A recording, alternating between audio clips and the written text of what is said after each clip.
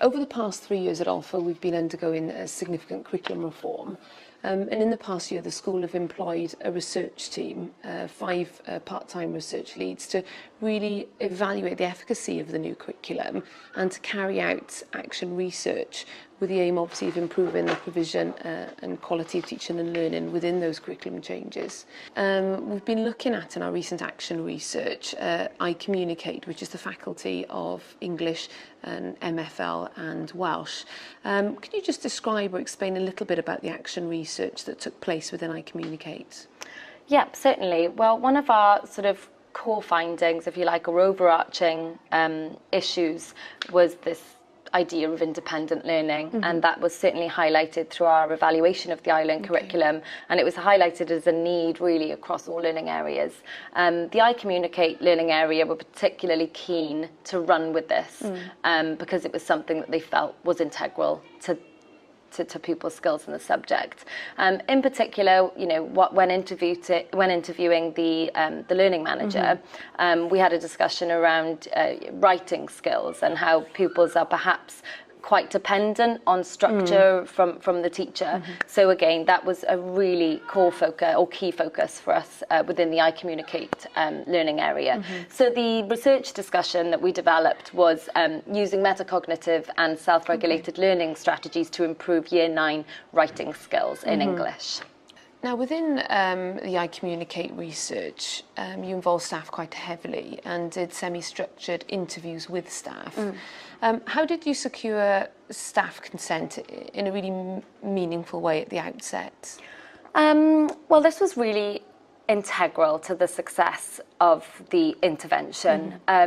With the iCommunicate intervention, we knew that we would be embedding sort of metacognitive strategies over an extended period. We actually had 8 intervention lessons, so we needed the intervention to run across sort of 8 consecutive lessons. So we really did need that buy-in from the teachers from the offset, which we got from actually having a very in-depth conversation about the nature of the research, the benefits of the intervention, and what we hope to achieve. Really, you know, it differed to how we got consent from the pupils, because it was more about just having a verbal agreement.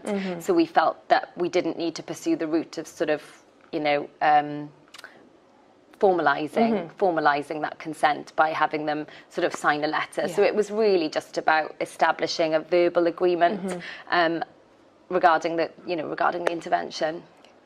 Obviously, you mentioned it was slightly different to how you managed the consent with pupils. In terms of that consent being ongoing throughout the project, how did you, I suppose, maintain that consent and the potential opt-out for staff as well? No, absolutely. Because the iCommunicate intervention was quite, you know, it went over an extended period. There was regular opportunities to converse with the intervention teachers, and it actually became quite collaborative towards the end. So because of that dialogue, because of that continuous dialogue between the research team and the intervention teachers, there were naturally very, very like genuine opportunities for the teachers to opt out should they want to. We actually found that teachers were very eager to continue with the intervention and enjoying the resources and really actually benefiting from the insights gained from, you know, participating in the intervention. Obviously, when conducting these semi-structured interviews, were there any challenges or any issues you thought through beforehand?